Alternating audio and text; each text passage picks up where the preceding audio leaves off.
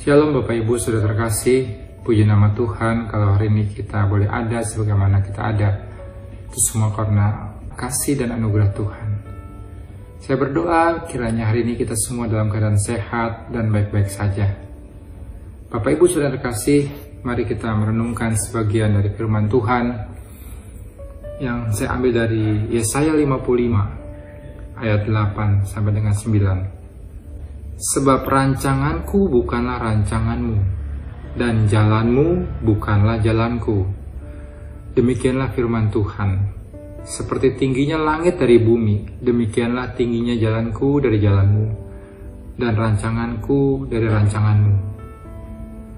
Bapak Ibu Saudara yang dikasihi Tuhan, dalam menjalani kehidupan ini, setiap kita seringkali memiliki rencana, memiliki harapan, memiliki cita-cita. Namun terkadang apa yang kita harapkan, apa yang kita rencanakan, tidak berjalan sesuai dengan apa yang kita pikirkan. Dan pada saat itu, kita mulai kecewa.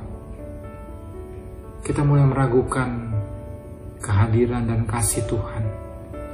Kita mulai bertanya, mengapa Tuhan Engkau tidak tolong? Mengapa Tuhan apa yang aku rencanakan tidak berhasil?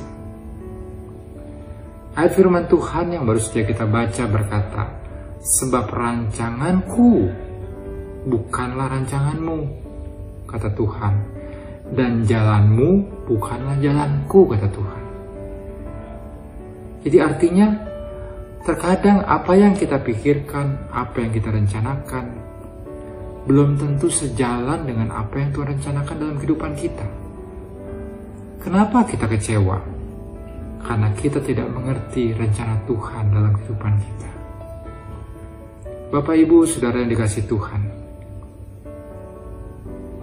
hal tersebut pernah terjadi atas kehidupan kami.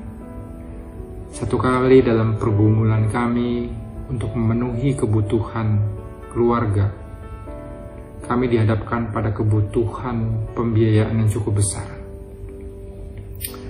Secara manusia, kami tidak yakin sanggup memenuhi semua. Tidak tahu dari mana kami bisa memenuhi kebutuhan tersebut. Yang kami lakukan, kami berdoa, datang kepada Tuhan. Namun secara manusia, kami juga berharap ada pertolongan yang Tuhan pakai lewat manusia, lewat orang lain, atau lewat badan lain untuk memenuhi kebutuhan pembiayaan yang kami perlukan.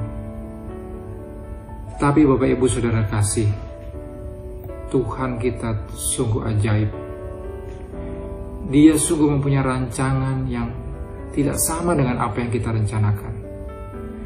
Dan Dia sanggup memakai apa yang kita miliki, apa yang ada pada diri kami, apa yang kami kerjakan, lewat pekerjaan, usaha yang kami lakukan, Tuhan sanggup lipat gandakan dan memberkati kebutuhan kami. Singkat cerita, Tuhan tolong kami lewat apa yang kami punya, lewat apa yang kami miliki. Tuhan lakukan perkara-perkara yang ajaib yang tidak pernah kami rencanakan, tidak pernah kami pikirkan. Bapak Ibu Saudara terkasih, saya jadi teringat akan sebuah kisah di dalam Alkitab di mana Tuhan Yesus memberi makan 5.000 orang. Bapak Ibu bisa baca ini di dalam Injil Matius 14 ayat 13 sampai 21. Dalam kisah itu diceritakan Yesus dalam pelayanannya bersama dengan murid-muridnya dan orang banyak. Hingga hari mulai gelap, para murid berkata, Tuhan, suruhlah orang-orang itu pulang supaya mereka bisa mencari makan. Itu yang ada dalam pikiran para murid, supaya orang-orang itu pulang dan mencari makan sendiri. Tetapi apa yang dipikirkan oleh para murid tidak sama dengan apa yang Yesus pikirkan. Tuhan Yesus berkata, beri mereka makan. Para murid bingung. Bagaimana cara memberi mereka makan orang sebanyak itu? Bahkan uang 200 dinar pun tidak cukup untuk membeli roti dan memberikan mereka makan walaupun dengan sepotong kecil. Tiba-tiba ada seorang anak yang membawa 5 roti dan 2 ekor ikan. Itu yang ada pada mereka. Dan Tuhan berkata, ini cukup. Pada saat Tuhan memberkati makanan itu dan memberikan mereka makan, mukjizat terjadi. 5.000 orang itu bisa makan sampai kenyang, bahkan masih ada kelebihannya. Bapak Ibu Saudara terkasih, dari cerita ini kita belajar ada 2 hal. Yang pertama, rancangan-rancangan kita tidak sama dengan apa yang Tuhan rancangkan dalam hidup kita. Apa yang dipikirkan oleh murid-murid untuk menyuruh orang-orang banyak itu pergi dan mencari makan sendiri tidak sama dengan apa yang Tuhan rancangkan untuk orang-orang itu, supaya murid-murid memberi mereka makan. Poin yang kedua, Yesus sanggup memakai apa yang mereka miliki. Walaupun pada saat murid-murid itu menerima 5 roti dan 2 ekor ikan dari seorang anak, mungkin dia berkata, tidak cukup, ini tidak mungkin, tidak bisa. Tetapi apa yang Yesus lihat, lewat apa yang mereka miliki, yang dianggap oleh para murid tidak mungkin, Tuhan sanggup membuat itu menjadi mungkin. Tuhan sanggup membuat mukjizat dan membuat 5.000 orang bisa makan sampai kenyang.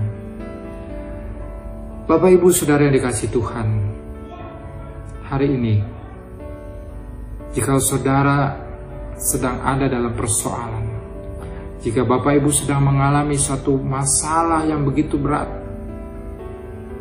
merasa sudah tidak ada jalan keluar, merasakan kegagalan, ingat, ada Tuhan yang punya rancangan yang besar dalam kehidupan Bapak Ibu Saudara. Mungkin apa yang kita pikirkan tidak sama dengan apa yang Tuhan Yesus rencanakan. Kita berpikir langkahnya akan A, B, C, D. Tapi Tuhan punya rencana yang lain, yang lebih baik, yang lebih sempurna buat kehidupan Bapak, Ibu, dan Saudara. Dan poin yang kedua, Tuhan sanggup memakai apa yang ada pada diri kita untuk menolong kita, untuk menjawab pergumulan kita. Mungkin selama ini mata kita hanya melihat kepada pertolongan yang datang dari luar. Kita hanya berharap kepada manusia, kita berharap kepada teman, atau kita berharap Tuhan menurunkan mukjizatnya.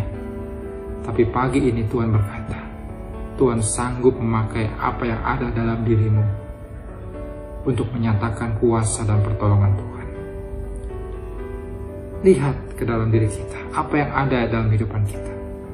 Iman kau punya, kemampuan kau punya, mungkin kau punya keterampilan, kau punya pengalaman, kau punya kreativitas, dan kau punya iman.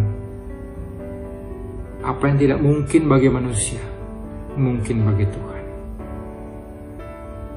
Jadi hari ini, kalau kita merasa apa yang sudah kita rencanakan